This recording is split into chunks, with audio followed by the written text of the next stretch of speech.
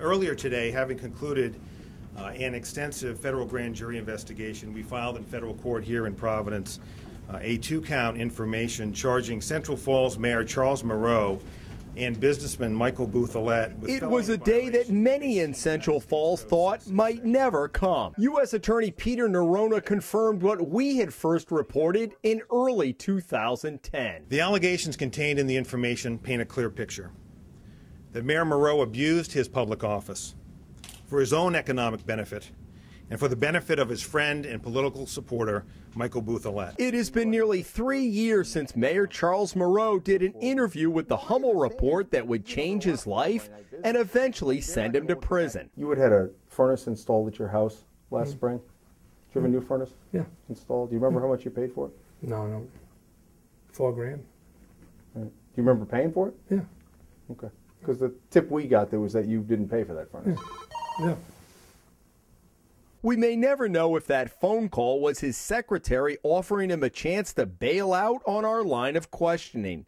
Moreau decided to continue the interview, prompting state and eventually federal investigators to move in. In early 2010, our investigation showed that Moreau had received a free furnace from his childhood friend and political contributor Mike Bouthillette. Moreau had given Bouthillette millions of dollars of lucrative board-up work on foreclosed houses in the city. The bill for the furnace went to Bouthillette, but Moreau insisted to us he had reimbursed him for the work. He put it in and he subbed out to Gem Plumbing and it's paid for. All right. So you wrote him a check? Paid him cash. You paid him cash? Mm-hmm. Do you usually pay people cash and $4,000? Well, whatever. The guy did the job, that's why I paid him. Getting the city contract from you, and that, in effect, that he paid for a furnace that went into your house. No, he didn't pay for a furnace that went into my house. The fact of the matter is that he's done work on any properties that I have. I have a property in Lincoln that he's done. I had a water break there that he's done, and same thing. Within hours of the story running, the colonel of the Rhode Island State Police at the time, Brendan Doherty, contacted the Hummel Report, saying he was launching his own investigation based on our furnace revelations.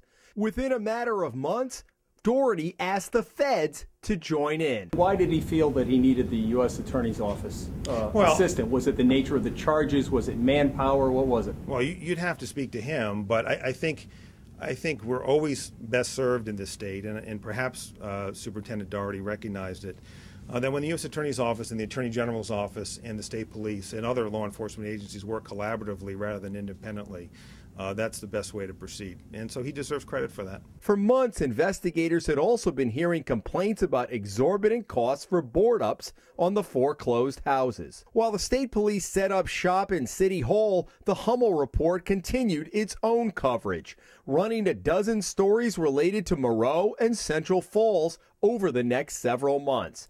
From the lucrative board-up work that Moreau gave Bouthillette under what he called the city's emergency powers. Why did you contribute to his campaign?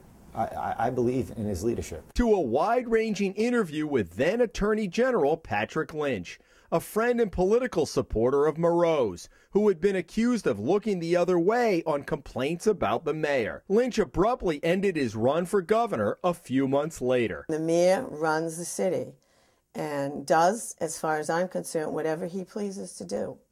If someone gets in his way, he rolls right over him.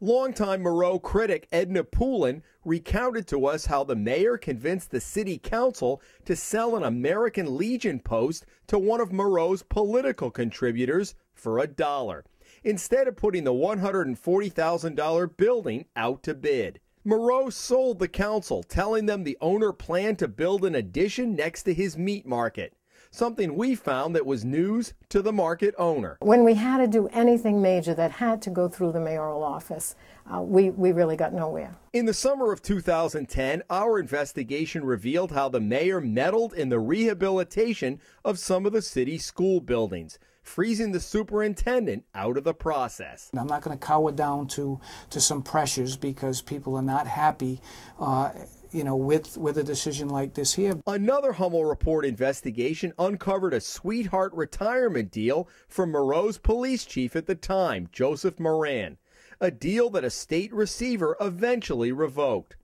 And that receiver, retired Superior Court Judge Mark Pfeiffer, said Moreau's budgeting left a lot to be desired and was one of the main reasons the city fell into bankruptcy under the mayor's watch. But the budgeting that had taken place here, we found in many instances it was something that really wasn't thought through, was simply put together to fulfill the requirement, and then you'd obviously if the budget had been a good budget for the last fiscal year, we wouldn't be looking at the deficit that we're going to have when we close out 2010. The U.S. Attorney said he wants today's announcement to send a message. This is yet another version of the "it's who you know" story. And nothing creates more cynicism about our government and those that represent us than cases such as this. Government business should only be, it must only be, conducted on a level playing field. It should go without saying that as an elected official, Mayor Moreau owed the city of Central Falls a duty to conduct the business of the city impartially. Instead, he conducted the business of government to benefit his friend and political supporter, and ultimately himself. He violated his oath to the people of Central Falls. That has brought him down today, and deservedly so. Jim Hummel for the Hummel Report.